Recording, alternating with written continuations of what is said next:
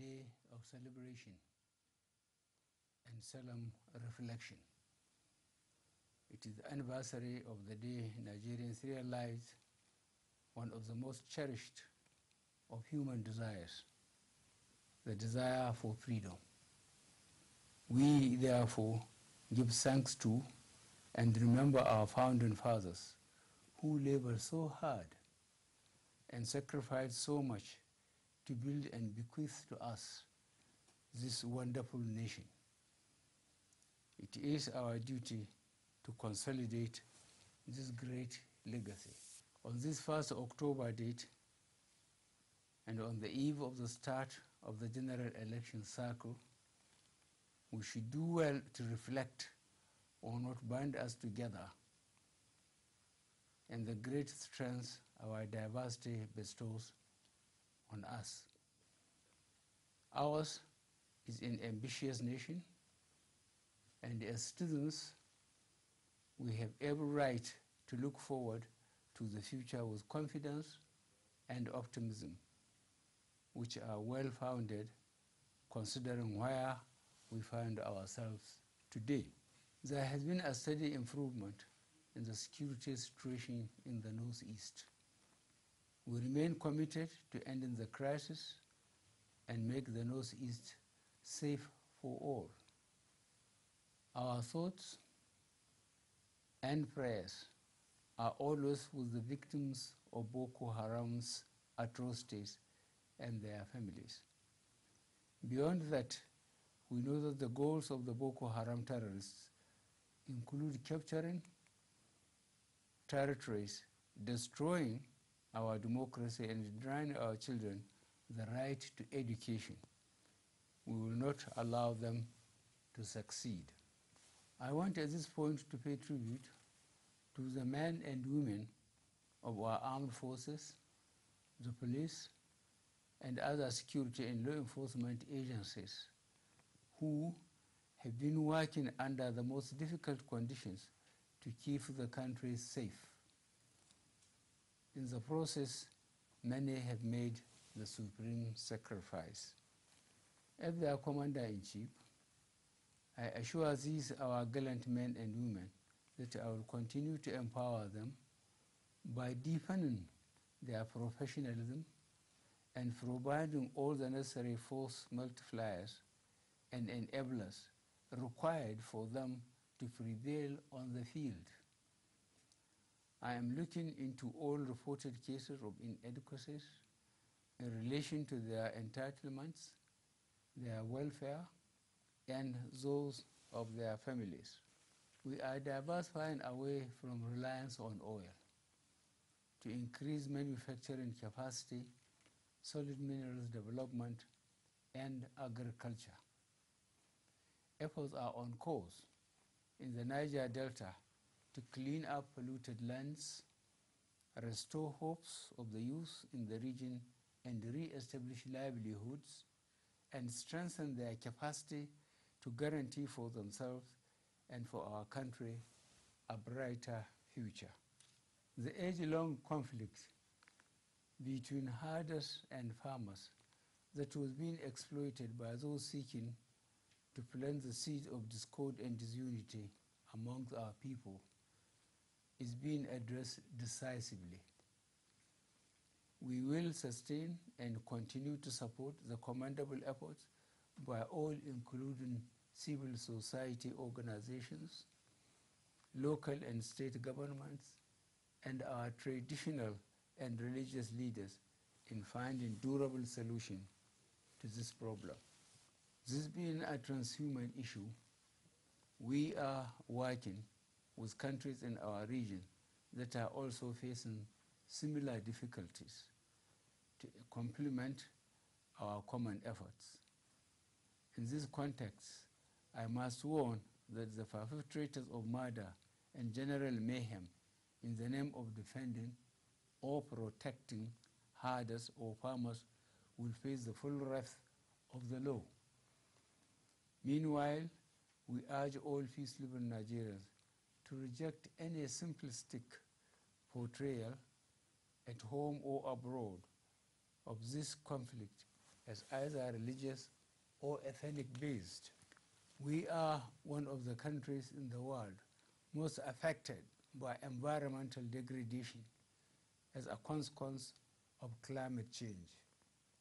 We are signatories to almost all conventions and agreements aimed at slowing down the effect of climate change and mitigating its now evident consequences.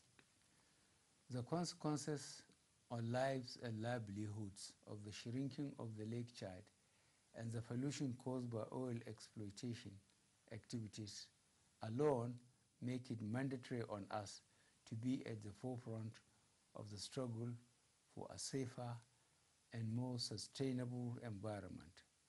We will continue to mobilize international support for our efforts in this regard. We are making progress in the fight against corruption and recovery of stolen public funds and assets despite vicious and stiff resistance. The shameful past practice of the brazen theft of billions of naira is no more. Shady oil deals and public contracts that were never delivered have become things of the past. Consequently, and this is very evident across the country, we have done more with less in infrastructural developments.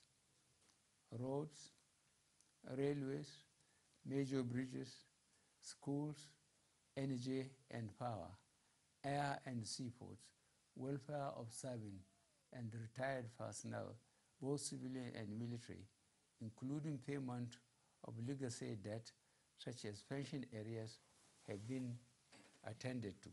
There is now an enabling environment for local and foreign investment in Nigeria. We are building a rules-based system, a level playing field that is free from fixers and intermediaries. This is the cornerstone to help genuine investors and honest consumers, and the platform that will allow for the real reforms that we intend to deliver over the coming years. We are gradually strengthening the economy with a stable naira and falling inflation rate. We are building an economy that is moving away from over-reliance on oil.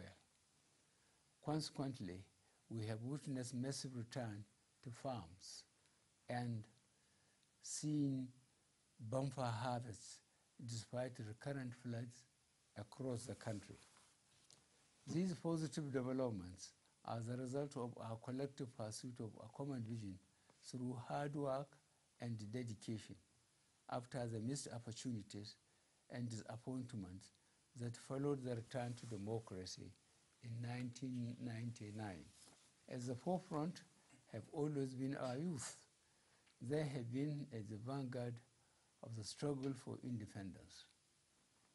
They fought in the war to keep the country united.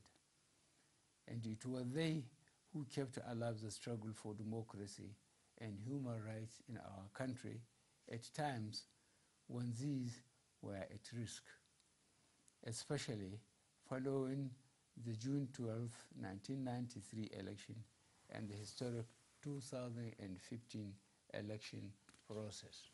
Even today, our youth play a central role in Nigeria's continuing progress and developments in all fields of our national endeavor: technology, agriculture, mining, engineering, and especially the creative arts. Together, we are building a more diverse, inclusive, and self-reliant economy. In the past 3 years, we have introduced many policies and programs targeted at youth development and youth empowerment. We support the Not Too Young to Run legislation aimed at giving the youth greater say in our national politics and governance. The school feeding program in primary schools is aimed at encouraging enrollment and attendance. We are building on what we have already introduced to support schools and universities, to which funds have recently been released for upgrade of facilities, training programs for our entrepreneurs, and rehabilitation schemes for victims of terrorism and human trafficking. Fellow Nigerians, now we have in our hands technology that is a powerful tool that we can and should use for knowledge and understanding. As with other countries, we must also learn how to manage those tendencies that instead look to abuse new technologies to provoke passions and stir tensions. Never before have we faced such a challenge. We must all rise to the responsibility of shutting out those disruptive and corrosive forces that hide in today's world of social media. We need critical minds and independent thinking to question until we are satisfied we have the facts. Otherwise, all the progress we have made as a democracy since 1999 is at stake. I have committed myself many times to ensure that elections are fully participatory, free and fair, and that the independent National Electoral Commission will be exactly independent and properly staffed and resourced. The ballot box is how we make our choice for the governments that rule in our name. Fellow Nigerians, developing a thriving democracy is not an easy task. There can be no quick fixes or shortcuts. These are the most important lessons that we have learned in our 58 years as an independent nation.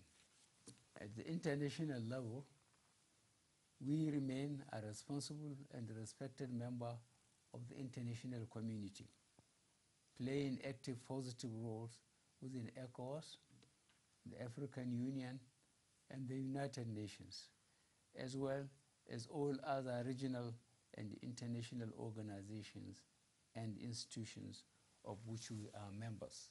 We will continue to support initiatives aimed at addressing the challenges of our times: global and regional crises and conflicts, terrorism, transborder crime, climate change, human rights, gender equality, development, poverty and inequality within and between nations.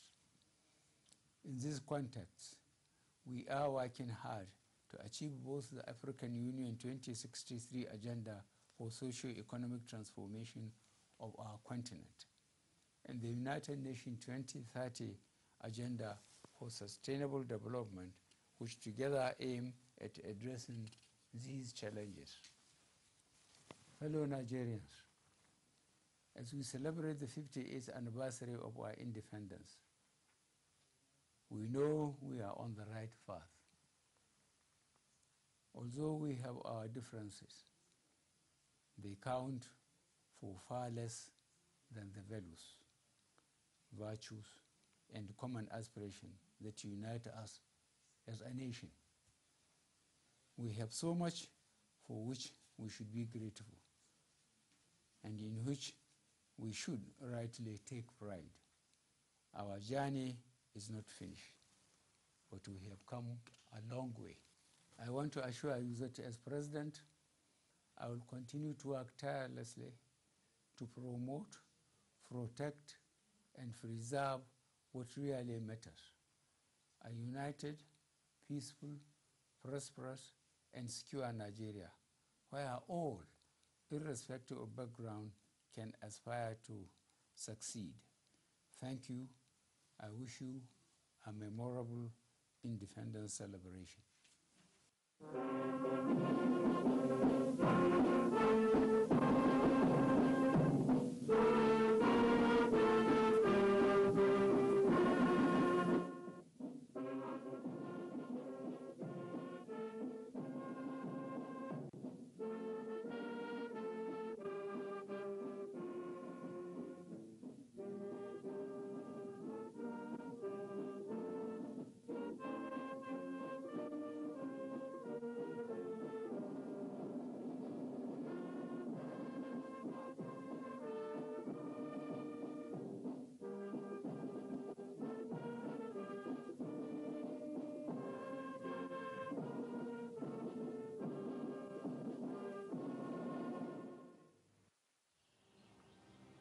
Nigeria we hail.